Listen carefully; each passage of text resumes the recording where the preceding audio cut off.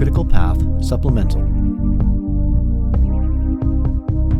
Before we get into any details, if you get nothing else out of this video, remember that it's the longest path through the graph that gives you the critical path, not the shortest.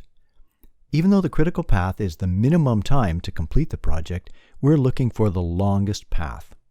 It seems counterintuitive, but that's the way it is. When you're laying out a critical path graph, there isn't an absolute right or wrong way to do it, but there are some conventions that will help you have a clear graph. First, work left to right or top to bottom.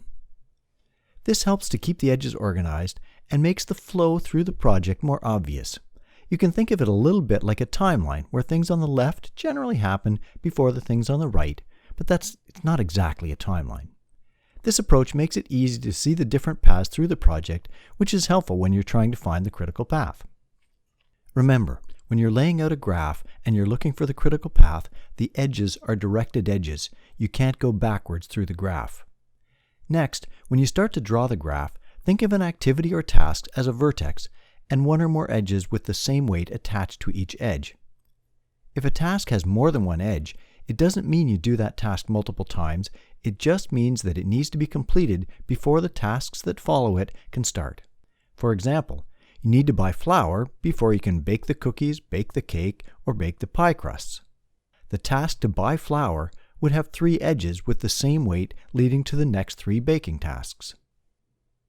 Similarly, when edges connect back into one vertex, it means that each of those tasks needs to be completed before the new task can begin. This means that tasks B, C, and D can't begin until task A is complete. And in this case, task F can't begin until B, C, and D are all completed.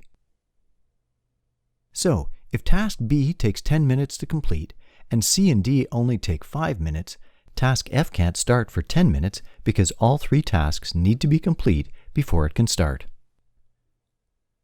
Let's look at another example. Imagine a car assembly line and there are 2 people at a station waiting for the next car to come along. Wheelie Boy installs the wheels on the car and it takes him 8 minutes. Radio Girl installs the radio and that takes her 10 minutes. The car can't move on to the next stage of the assembly line until the wheels are on and the radio is installed. Since installing the radio takes longer than installing the wheels, it is the critical path, and the minimum amount of time the car will be at the station is the longest time, 10 minutes. Final point about critical path. If you're asked how long the project takes to complete or how many hours the project will take to complete, you're being asked for the time associated with the critical path. You're not being asked for the person hours that go into the project, so don't add up all the hours in the graph.